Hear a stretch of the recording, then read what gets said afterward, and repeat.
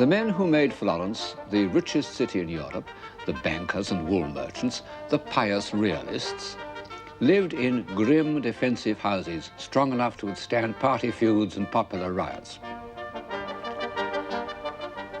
They don't in any way foreshadow the extraordinary episode in the history of civilization known as the Renaissance. There seems to be no reason why suddenly out of the dark streets and forbidding stone facades there arose a building as light and delicate as the Pazzi Chapel. By its rhythms and proportions and its open, welcoming character, it totally contradicts the dark Gothic style that preceded it and, to some extent, still surrounds it.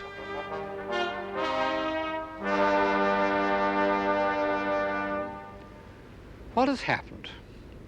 The answer is contained in one sentence by the old Greek philosopher Protagoras. Man is the measure of all things. The building in front of which I am standing, the Pazzi Chapel, built in about 1430 by the great architect Brunellesco, has rightly been described as the architecture of humanism.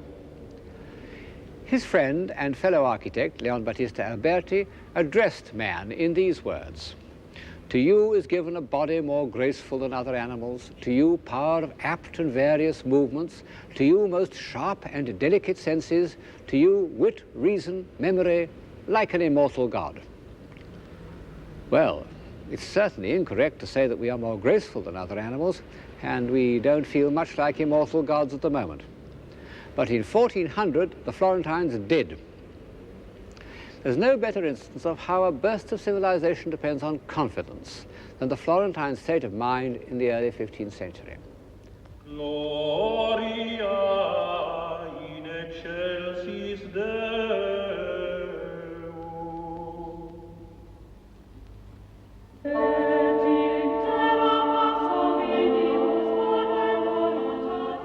Where did it come from, this light economical style, which is unlike anything before or since? I think that it really was the invention of an individual, of Brunellesco. But of course, an architectural style can't take root unless it satisfies some need of the time. And Brunellesco's style satisfied the need of the clear-headed, bright-minded men who appeared on the Florentine scene at the moment when the discipline of trade and banking, in its most austere form, was beginning to be relaxed. And life, the full use of the human faculties, became more important than making money.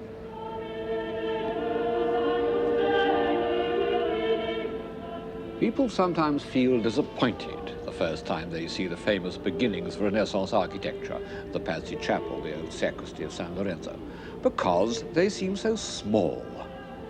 Well, so they are, after the great monuments of Romanesque and Gothic architecture. They don't try to impress us or crush us by size and weight, as all God-directed architecture does. Everything is adjusted to the scale of reasonable human necessity. They're intended to make each individual more conscious of his powers as a complete moral and intellectual being.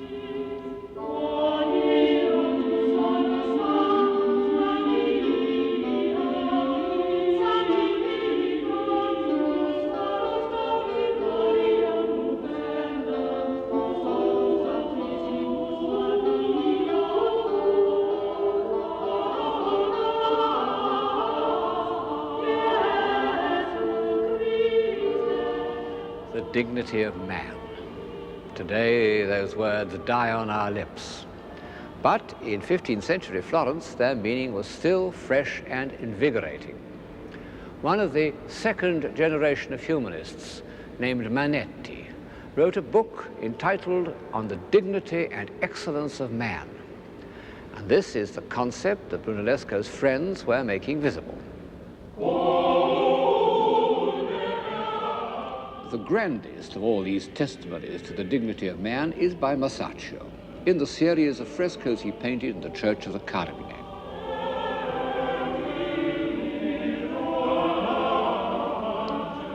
Two of them represent the apostles Peter and Paul performing acts of mercy. As St. Peter moves gravely through the streets, his shadow cures the sick, including this noble old man, more like a bishop than a beggar. And in the balancing fresco, Peter and his disciples give alms to a poor woman who is one of the great sculptural creations in painting.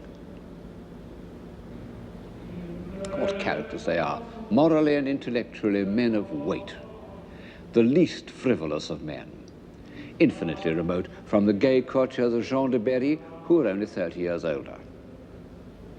They have that air of contained vitality and confidence that one often finds in the founding fathers of a civilization. Those that come first to my mind are the Egyptians of the first 4 dynasties. The most famous group in the series represents the story of the tribute money. And the heads of the apostles seem to reflect the high seriousness of the Florentine Republic.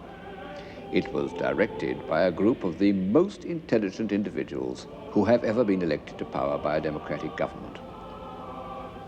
The Florentine chancellors were scholars, believers in the studia humanitatis, in which learning could be used to achieve a happy life, believers in the application of free intelligence to public affairs, believers above all in Florence. The second and greatest of these humanist chancellors, Leonardo Bruni, compared the civic virtues of Republican Florence with those of Republican Rome. Later, he went even further and compared it to Athens in the age of Pericles, which wasn't far wrong. As I've said before, all the great ages of civilization have seen themselves as part of history, both as heirs and as transmitters. And on Bruni's tomb in the church of Santa Croce are inscribed the words, "History is in mourning."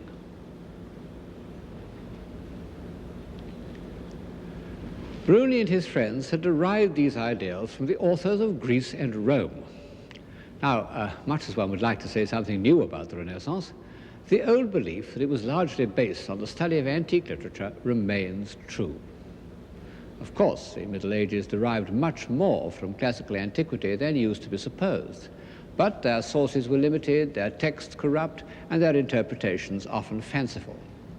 Almost the first man to read classical authors with real insight was the poet Petrarch, that complex figure of the 14th century, that false dawn of humanism, whose love of opposites, of fame and solitude, of nature and politics, of rhetoric and self-revelation, makes us think of him as the first modern man, until we begin to read his works. Petrarch never learned Greek, but his younger contemporary, Boccaccio, did, and so there entered into Florentine thought a new regenerative force and a new example. The first 30 years of the 15th century was the heroic age of scholarship, when unknown works by the greatest writers of antiquity, Tacitus, Plato, Cicero, and a dozen others, were discovered in monastic libraries, where they'd lain since they were copied in the Dark Ages.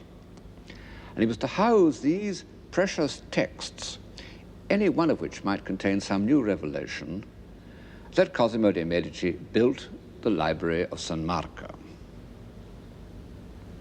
It looks to us peaceful and remote, but the first studies that took place there were not remote from life at all. It was the humanist equivalent of the Cavendish laboratory. The manuscripts unpacked and studied under these harmonious vaults could alter the course of history with an explosion not of matter, but of mind. Next to the Pazzi Chapel are the cloisters of Santa Croce, also built by Brunellesco some years later. I said that the Gothic cathedrals were hymns to divine light. These cloisters, with their round arches, running races in their mirth, happily celebrate the light of human intelligence. And sitting in them, I found it quite easy to believe in man.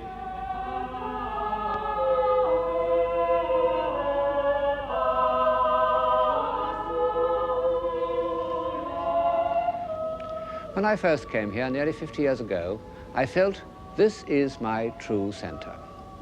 Well, twice it seemed that they were lost.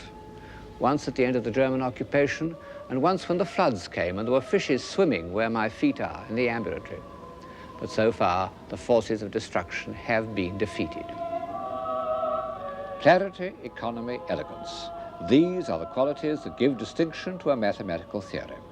And no doubt early Renaissance architecture is based on a passion for mathematics, particularly for geometry.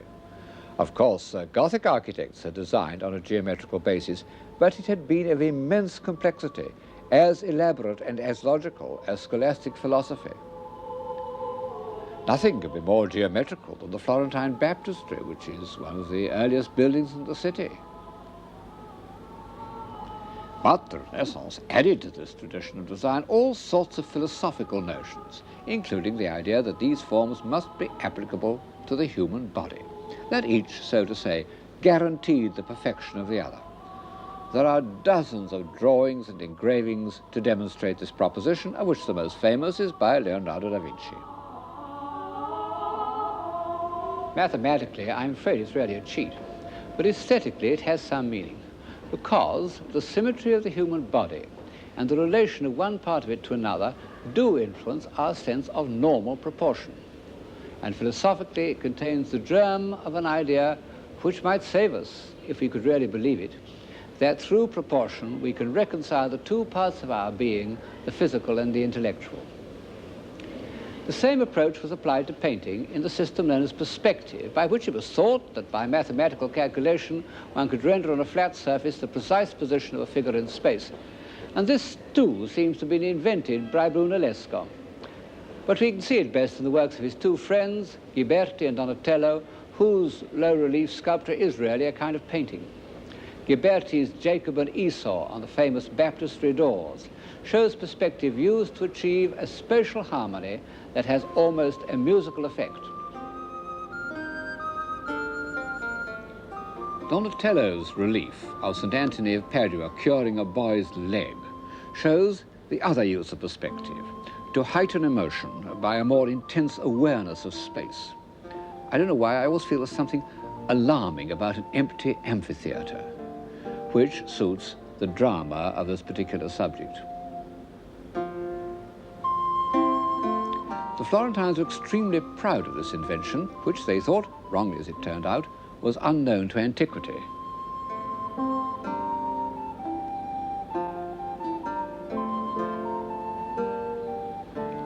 But has it anything to do with civilization?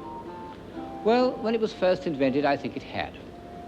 The belief that one could represent man in a real setting and calculate his position and arrange figures in a demonstrably harmonious order. This belief expressed, symbolically, a new idea about man's place in the scheme of things and man's control over his own destiny. As an aid to realism, perspective is of no importance. The realistic painters of Flanders got on very well without it. But as a symbol, it means something. And it's as a symbol that it passes into the decorative arts of the early Renaissance. And one finds it as the principal theme of those wooden inlays in panelled rooms or choir stalls, which are a repertoire of Renaissance symbolism. Perspective was concerned with the representation of towns, if only because it was by the paved floor and receding arcade that the system could be shown to advantage. And in the 15th century, painters did a number of pictures of ideal towns, which are both architectural harmonies and the perfect setting for social man. Alberti describes in his great book on building the necessity of a public square, where young men may be diverted from the mischievousness and folly natural to their age. And under handsome porticos, old men may spend the heat of the day and be mutually serviceable to one another. I think that Piero della Francesca, who derived so much from Alberti, may well have had this and similar passages in mind when he painted this, the most harmonious of all ideal cities. The early Florentine Renaissance was an urban culture, bourgeois, properly so called. Men spent their time in the streets and squares and in the shops. A good Florentine, says one of their moralists, sta sempre a bottega, is always in the shop. And these shops were completely public. You can see in this engraving how a craftsman's workshop was open to the street, so that passers-by could see what was being done and rival artists make scathing comments. The Renaissance historian of art, Vasari, when he asked himself why it was in Florence more than elsewhere that men became perfect in the arts, gave as his first answer the spirit of criticism, the air of Florence making minds naturally free and not content with mediocrity. And this harsh, outspoken criticism meant that there was no gap of incomprehension between the intelligent patron and the artist. Our contemporary attitude of pretending to understand works of art in order not to appear Philistines would have seemed absurd to the Florentines. They are a tough lot. Many people since Bruni in 1428 have compared them with the Athenians, but the Florentines were more realistic. Whereas the Athenians loved philosophical argument, the Florentines were chiefly interested in making money and playing appalling practical jokes on stupid men. However, they had a good deal in common with the Greeks. They were curious, they were extremely intelligent, and they had, to a supreme degree, the power of making their thoughts visible. I hesitate to pronounce the much abused word beauty, but I can't think of a substitute. Like the Athenians, the Florentines loved beauty. This is a constant source of surprise to anyone who knows them. But as Walter Pater said of Michelangelo, out of the strong came forth sweetness.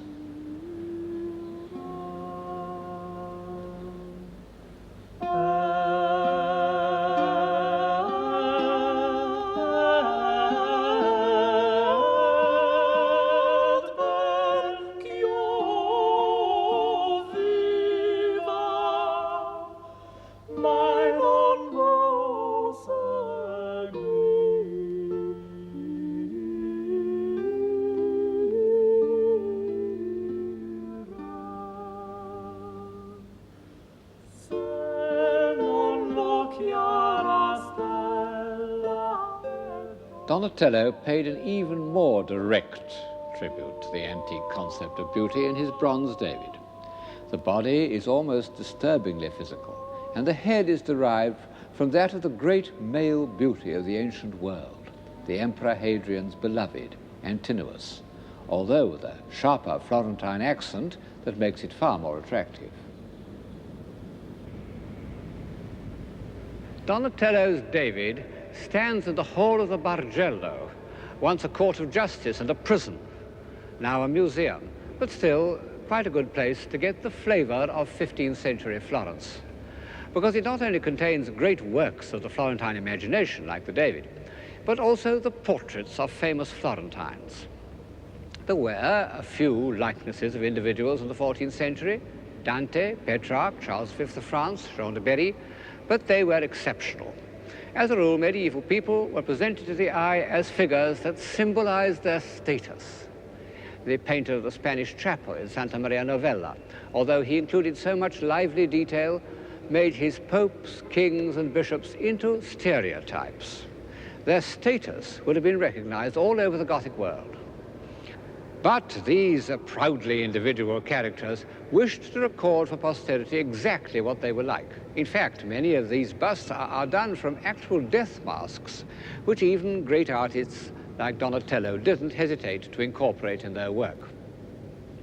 Of course, this bronze relief isn't at all a death mask.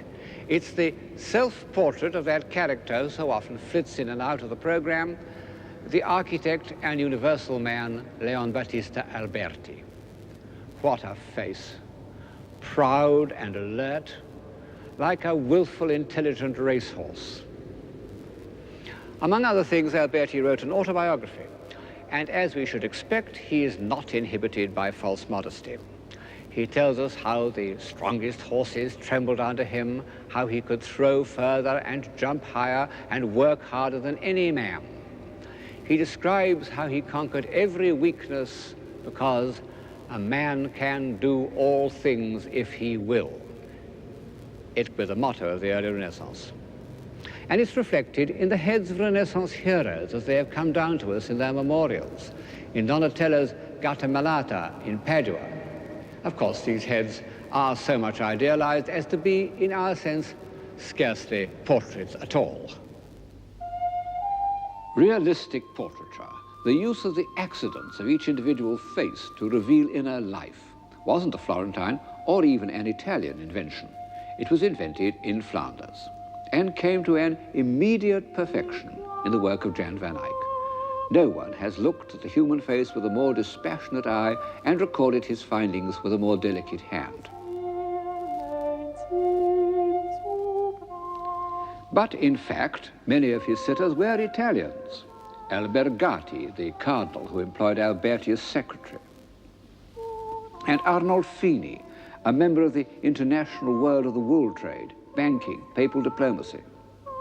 And perhaps it was only in such a society that these evolved and subtle characters could have accepted the revelation of their personalities.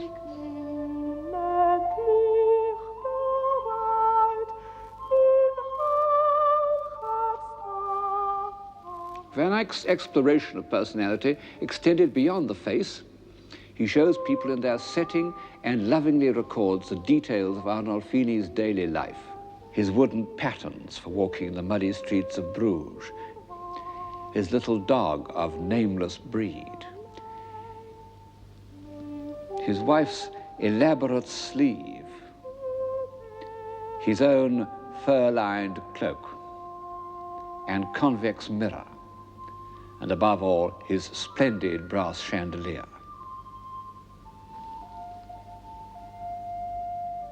And by a miracle that defies the laws of art history, he was able to show them to us enveloped in daylight, as real as if it had been observed by Vermeer of Delft.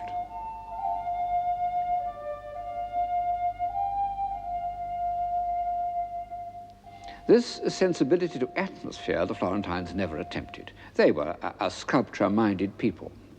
But in their portrait busts, they came to achieve an almost Flemish realism. How like these Florentine worthies are to the confident faces that we see in Victorian photographs. This is the professional man, a doctor, his face lined with the wisdom of experience. In fact, he was Donatello's doctor and saved his life. And this is a businessman called Pietro Mellini. A character in one of Alberti's dialogues says, "A man cannot set his hand to more liberal work than making money. For what we sell is our labor. The goods are merely transferred."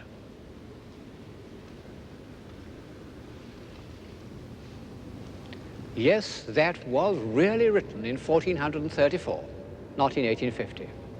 And contrariwise, if you dressed Mellini in 19th century clothes, he would look perfectly convincing. But this atmosphere of liberal materialism is less than half the story. After the middle of the 15th century, the intellectual life of Florence took a new direction, very different from the robust civic humanism of the 1430s. Florence had ceased to be a republic in anything but name, and for almost 30 years it was virtually ruled by that extraordinary character, Lorenzo de' Medici.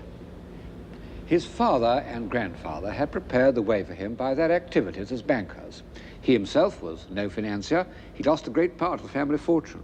But he was a politician of genius who could distinguish between the reality of power and its outward trappings. The frontispiece of his book of poems shows him in the streets of Florence, dressed as a simple citizen, surrounded by girls who are singing his ballads. What a contrast is this modest printed page to the rich manuscripts of the Duke of Berry.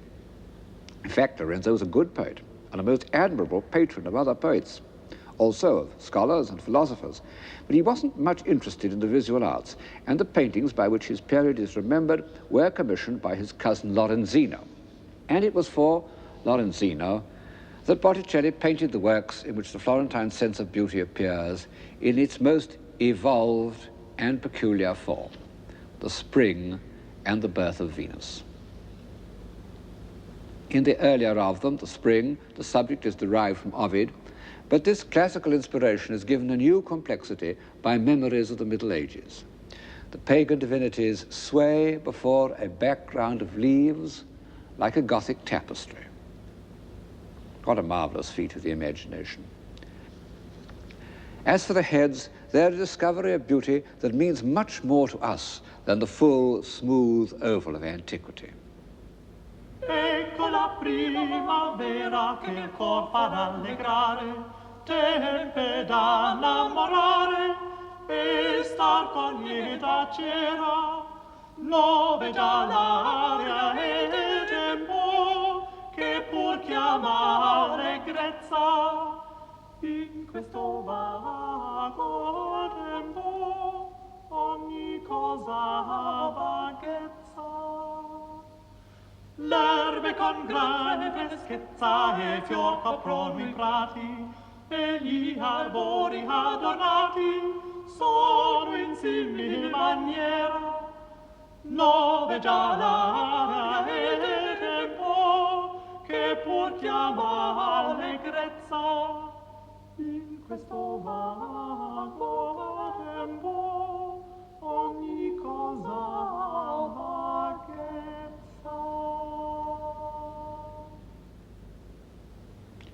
The subject of Botticelli's other great allegory, The Birth of Venus, is taken from a contemporary poet, Poliziano.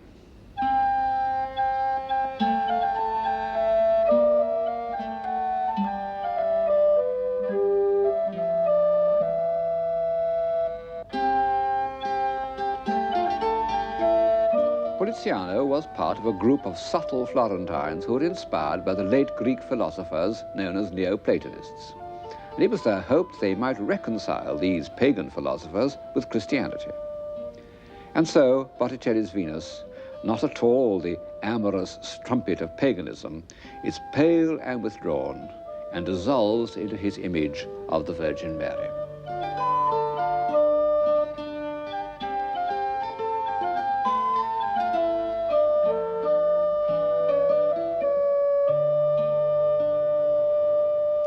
The discovery of the individual was made in early 15th century Florence. Nothing can alter that fact.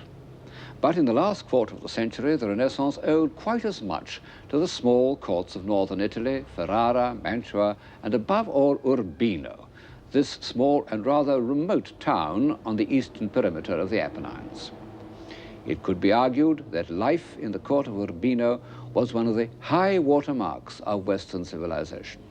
The reason is that this court and its dominions were protected from the surrounding ruffians by Federigo Montefeltro, the first Duke of Urbino, the greatest general of his day, who was also a humane and intelligent man. And the town itself, with its soft pink bricks, so different from the harsh stones of Florence, seems to reflect the same feeling of humanity. It's small enough for a good ruler to know all the inhabitants and listen to their troubles, which in fact is exactly what Duke Federigo did. His palace began as a fortress built on an impregnable rock, and only when he'd fought his way to security could he afford to give it the sweet and delicate details which make it one of the most beautiful pieces of architecture in the world.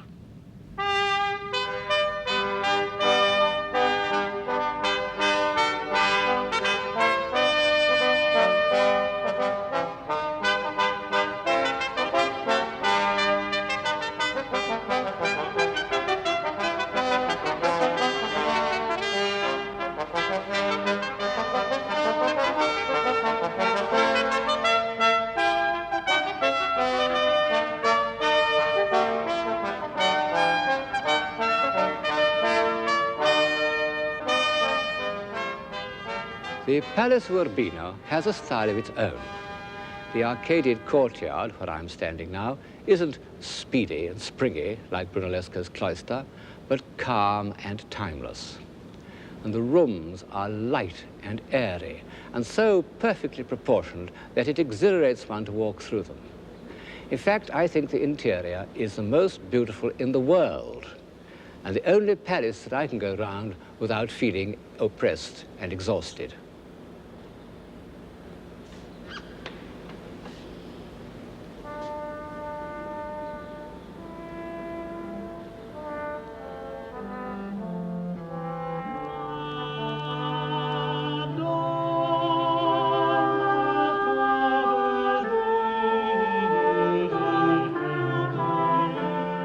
Curiously enough, we don't know the name of the architect who was responsible for this masterpiece. A famous fortress builder named Lorana did the substructure, but he left Urbino long before the lived-in part of the palace was begun. But the painter Piero della Francesca was there at exactly the date when it was being decorated, and personally I believe that he was responsible for its style. The architecture in this picture by Piero, which is in Urbino, shows exactly the same kind of delicate detail that one finds round the doors and windows of the palace, and it was painted, 10 years earlier.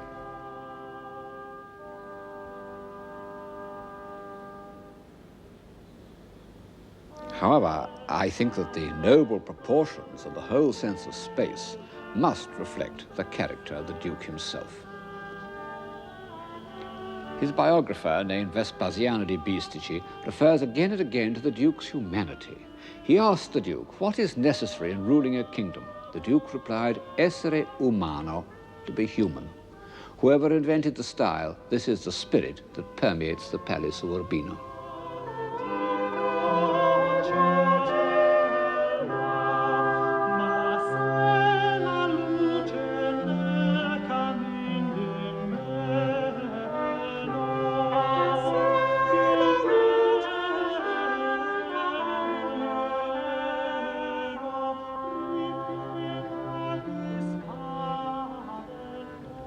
As a part of civilization, the Palace of Urbino extended beyond the 15th century.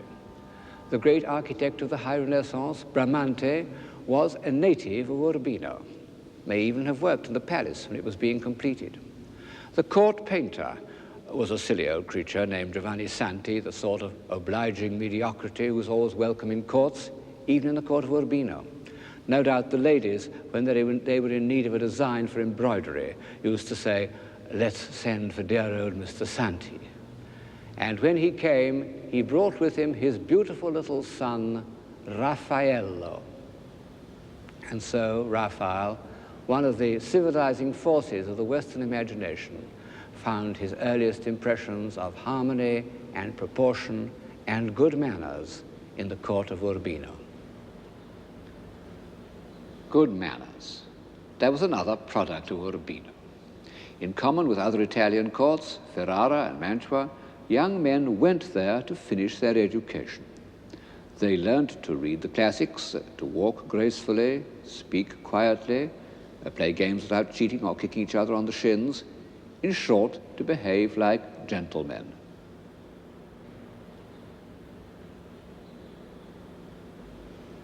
Under Federigo's son and successor, Guidobaldo, the notion of a gentleman was given classic expression in a book called Il Cortigiano, the courtier, by Baldassare Castiglione. It had an immense influence. The Emperor Charles V had only 3 books beside his bed: the Bible, Machiavelli's Prince, and Castiglione's Courtier. For over 100 years, it formed everybody's notion of good manners. Actually, it's very much more than a handbook of polite behavior, because Castiglione's ideal of a gentleman is based on real human values. He mustn't hurt people's feelings or make them feel inferior by showing off. He must be easy and natural, just as Castiglione himself appears to be in his portrait by Raphael. And he mustn't be a mere worldling. The Cortigiano ends with a moving discourse on the subject of love. Just as Botticelli's Spring unites the tapestry world of the Middle Ages with pagan mythology, so Castiglione's Courtier unites the medieval concept of chivalry with the ideal love of Plato.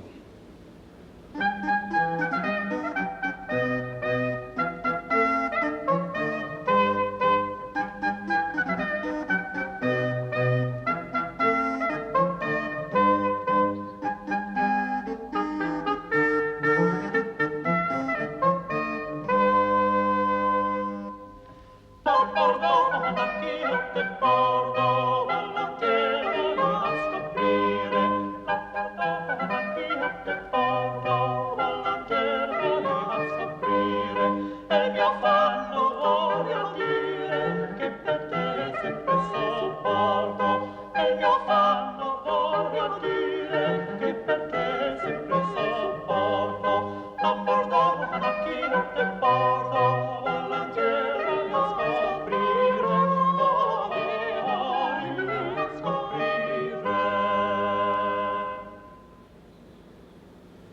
no doubt that the court of Urbino, under both Federigo and Guidobaldo, was a high point in the history of civilization. And the same is true, in a lesser degree, of the court of Mantua. The palace of Mantua lacks the exhilarating lightness and lucidity of the palace of Urbino, but it contains one room in which, more than anywhere else perhaps, one can get an idea of civilized life in an Italian court. It's the room decorated by the court painter Andrea Mantegna.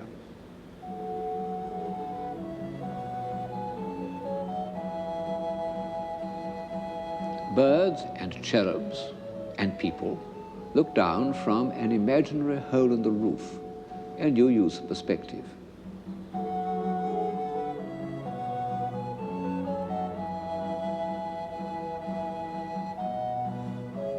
Then come painted busts of Roman emperors,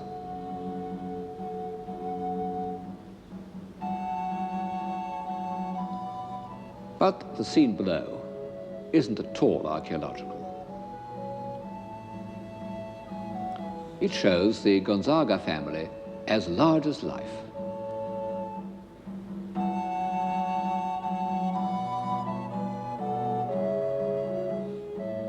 Also their dogs.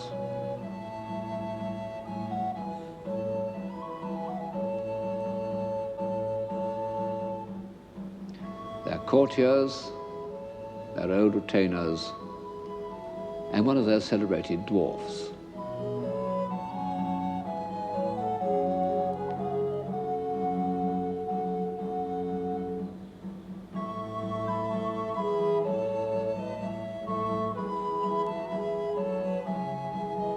In spite of the formidable frontality of the Marchioness, the spirit of the whole group is extremely natural.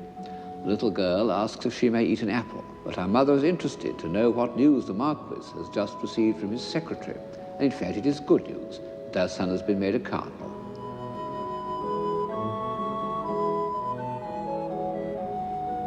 And in another scene, the Marquis goes to greet him, accompanied by his dogs and his younger sons.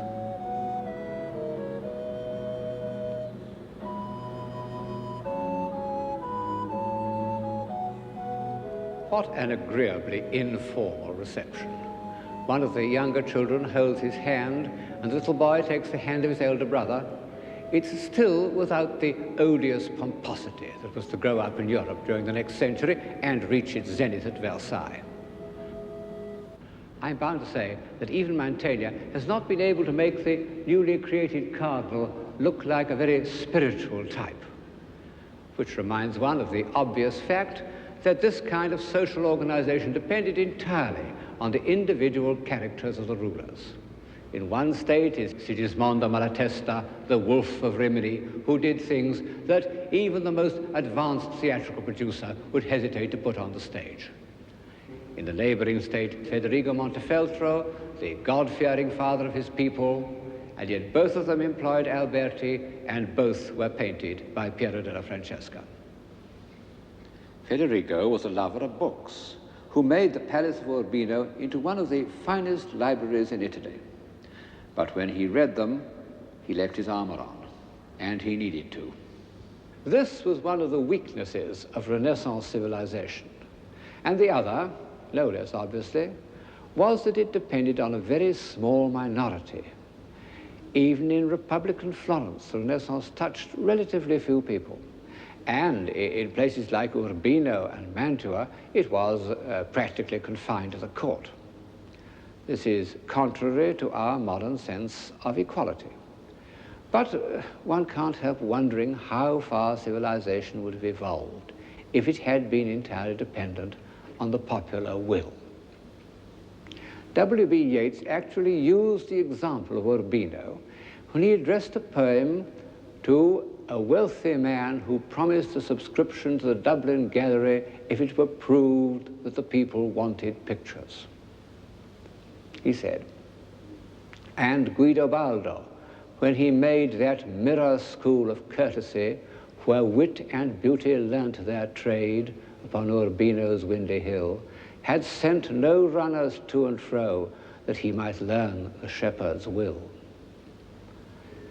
One may not like courts, I don't much like them myself.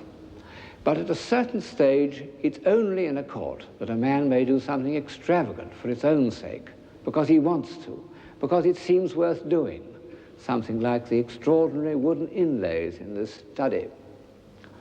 And it's sometimes through such willful, superfluous actions that men discover their powers.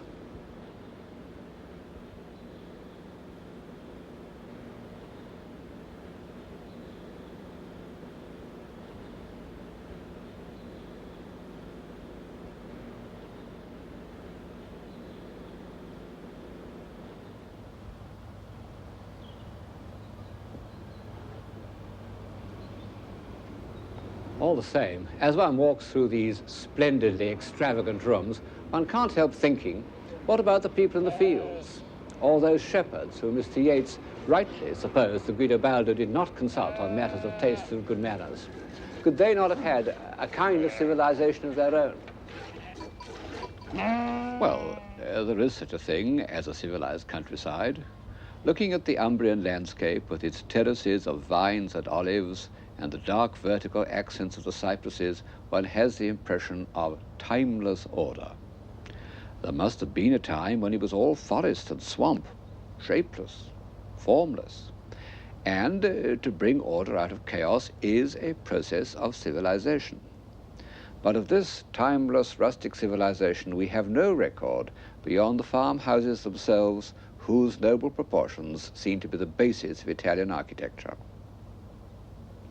And when Renaissance artists looked at the countryside, it was not as a place of ploughing and digging, but as a kind of earthly paradise.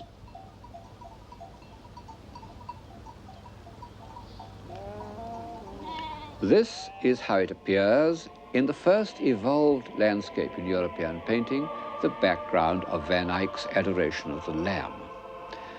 The foreground is painted with a medieval sharpness of detail, but our eye, passing over the towers and dense greenery of laurels and palms, floats into a gleaming distance.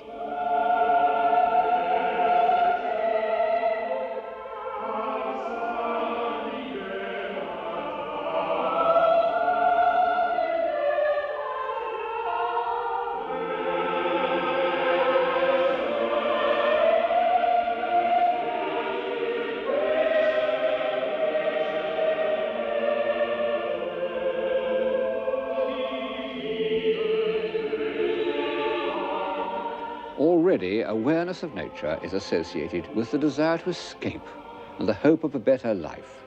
And such it remained in the work of Giovanni Bellini, the founder of Venetian painting, who first used his backgrounds to create a mood in which the action or story of the picture can be more vividly felt.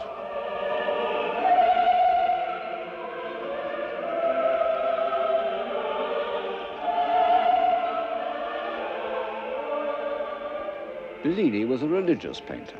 His landscapes intensified the traditional subjects of Christianity.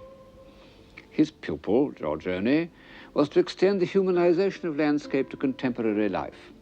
And in this picture, he has discovered, or I suppose one should say rediscovered, one of the comforting illusions of civilized man, the myth of Arcadia. Of course, it is only a myth. Country life isn't at all like this. And even on a picnic, ants attack the sandwiches and wasps buzz round the wine glass. But Giorgione has shown us how fundamentally pagan it is. This Arcadia is as much a tribute to antiquity as were the republican virtues of the Florentine humanists, and as much part of the rediscovery of man, but in his sensual rather than his intellectual nature.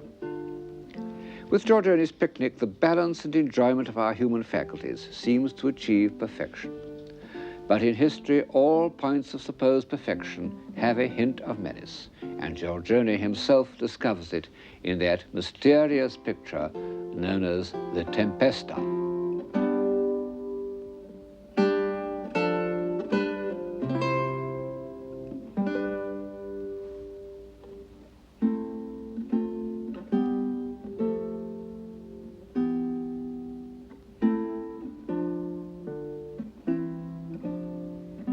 What on earth is going on?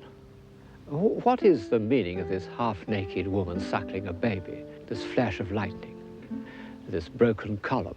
Nobody knows. Nobody has ever known. It was described in Giorgione's own time as a soldier and a gypsy. Well, whatever it means, it certainly doesn't show any confidence in the light of human reason. A man can do all things if he will. How naive Alberti's statement seems when one thinks of that great bundle of fears and memories that every individual carries around with him, to say nothing of the external forces which are totally beyond his control. Giorgione, the passionate lover of physical beauty, painted this picture of an old woman and inscribed it col tempo, with time. One can see that she must once have been a beauty. It's one of the first masterpieces of a new pessimism, new because without the comfort of religion, that was to be given final expression by Hamlet.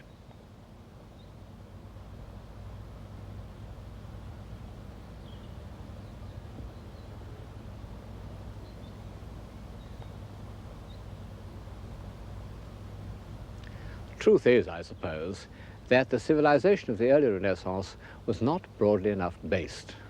The few had gone too far away from the many, not only in knowledge and intelligence, this they always do, but in basic assumptions. When the first two generations of humanists were dead, their movement had no real weight behind it. And there was a reaction away from this human scale of values.